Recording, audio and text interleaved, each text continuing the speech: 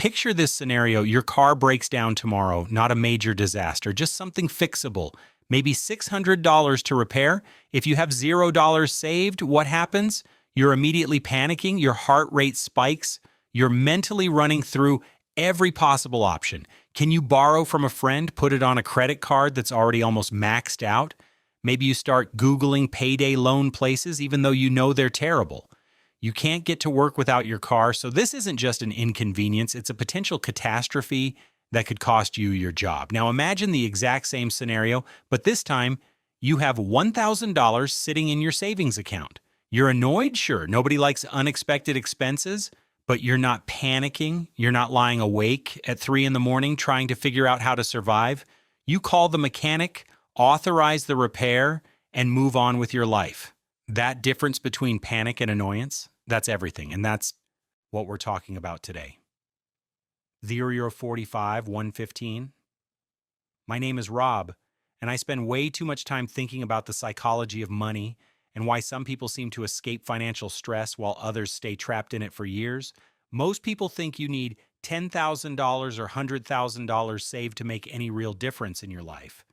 They see these big numbers thrown around by financial advisors and think, well, I'll never get there, so why bother?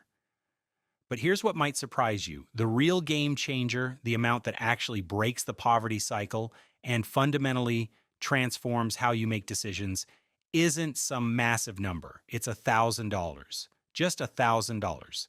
If you want to understand why this specific amount matters so much and how you can actually get there, make sure to hit that subscribe button and give this video a thumbs up. 11530 South.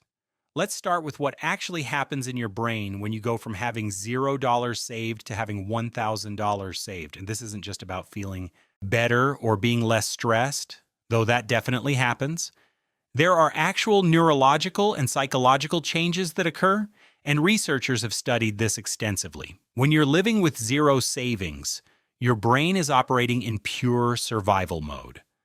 Every financial decision triggers your fight or flight response because every decision could potentially be catastrophic.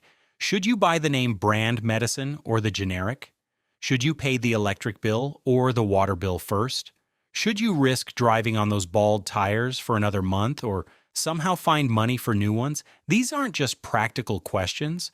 They're constant sources of stress that flood your system with cortisol, which is your body's primary stress hormone. And here's what's fascinating. When you have even a small financial buffer like $1,000, your brain chemistry literally changes. Studies have found that people with just $1,000 in emergency savings sleep an average of 47 minutes longer per night. Compared to people with zero savings, 47 minutes, that's not because they're lazy or have more free time. It's because their brains aren't keeping them awake, running through disaster scenarios and trying to solve problems that might happen tomorrow. Better sleep means better decision-making the next day. Better decision-making means better outcomes. Better outcomes mean more opportunities. It's a positive feedback loop. Well, that all starts with having enough money to move out of survival mode. There's also something that happens with your decision quality that most people don't realize until they experience it.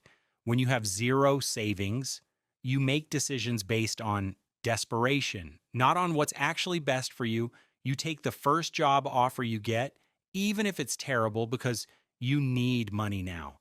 You buy the cheapest version of everything, even if it'll break in 3 months and cost more long term. You say yes to things you should say no to because you can't afford to lose any opportunity, no matter how bad it is.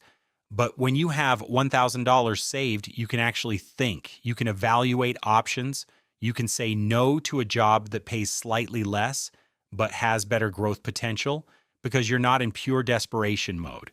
You can invest in quality when it makes sense because you have a buffer. Think about grocery shopping. When you have zero savings, you're doing mental math at the checkout. Can I afford this? Do I need to put something back? And am I going to overdraft if I buy the vegetables I actually need?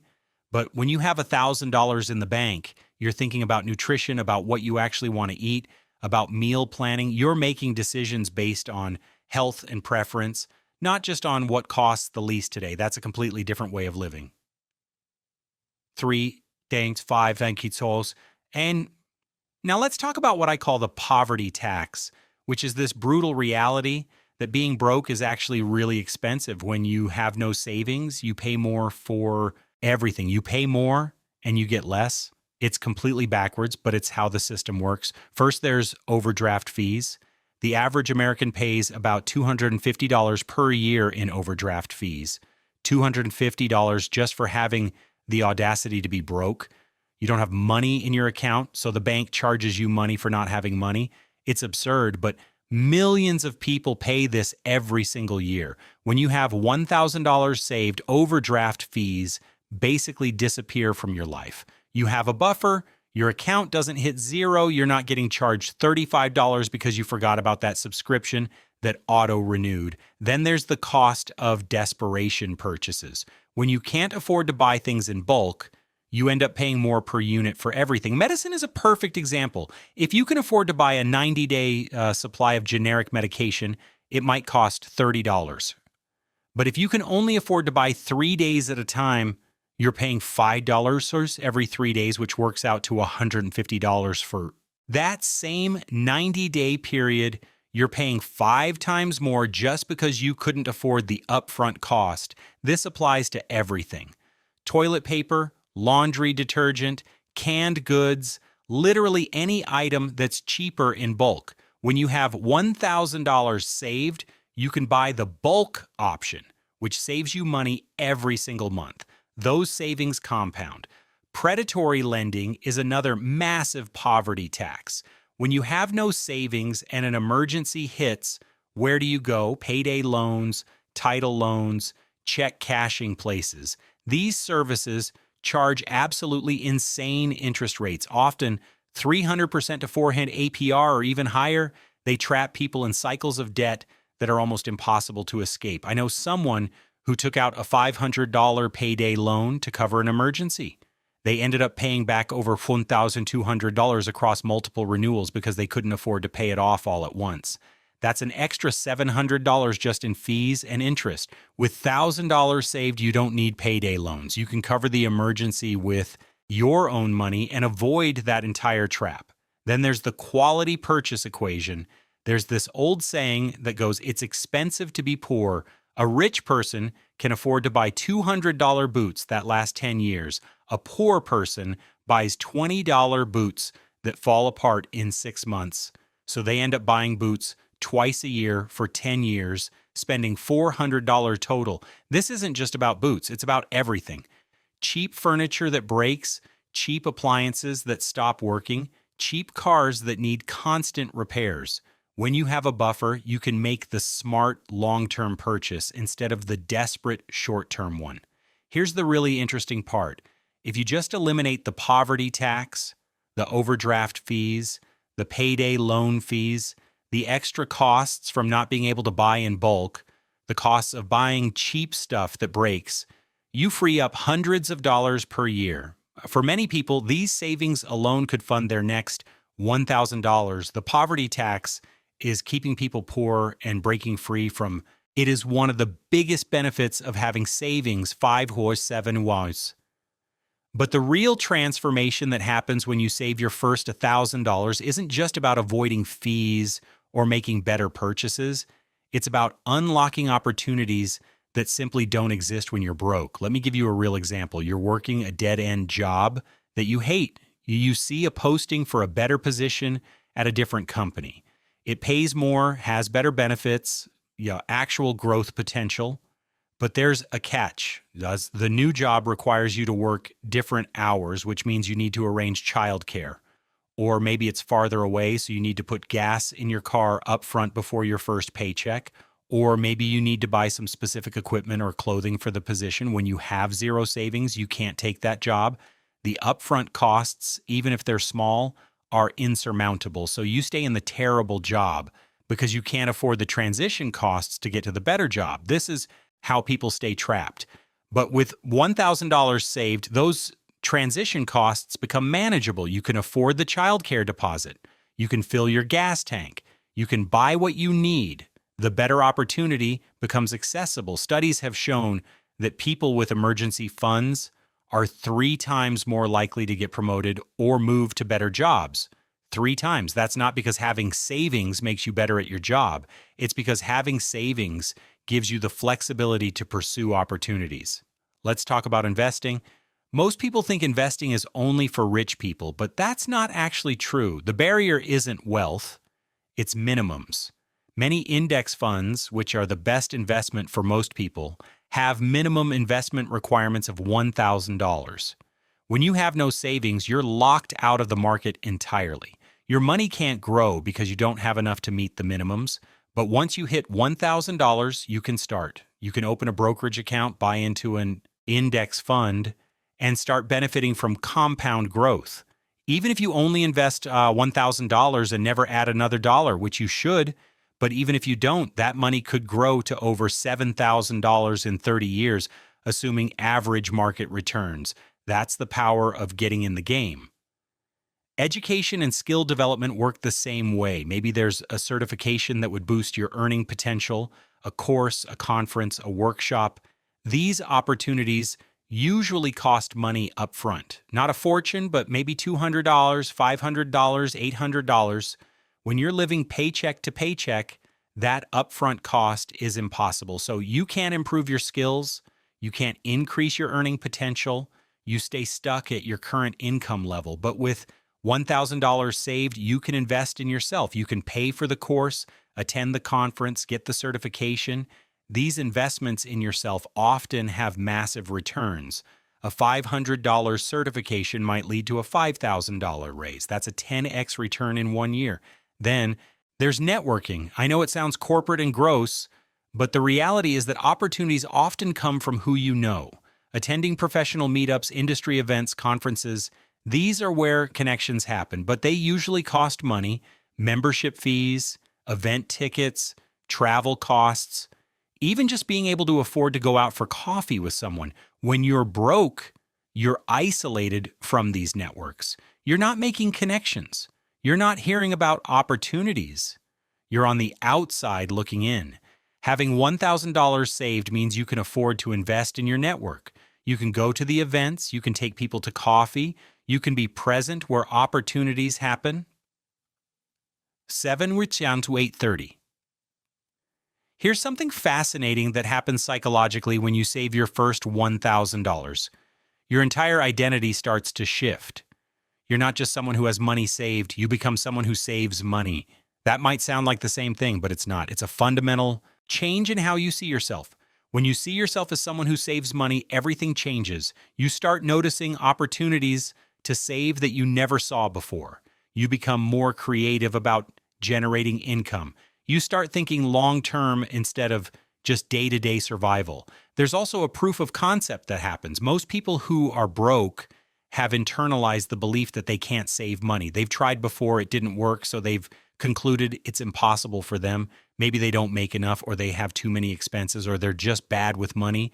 These beliefs become self-fulfilling prophecies. But when you actually do it, when you look at your account and see $1,000 that you saved, it breaks that belief. You have concrete proof that you can save money. And if you can save $1,000, you can save $2,000. If you can save $2,000, you can save $5,000. The limiting belief is shattered. There's also a momentum effect that's really interesting.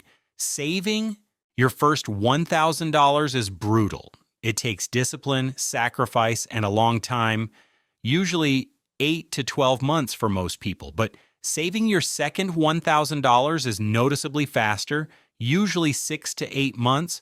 By the time you're working on your third or fourth thousand, you're saving faster than you ever thought possible because you've built the habits, you've optimized your spending, and you're probably earning more because you've been able to take opportunities. The first $1,000 is the hardest, but it creates momentum that makes everything after it easier. Let's talk about relationships for a second.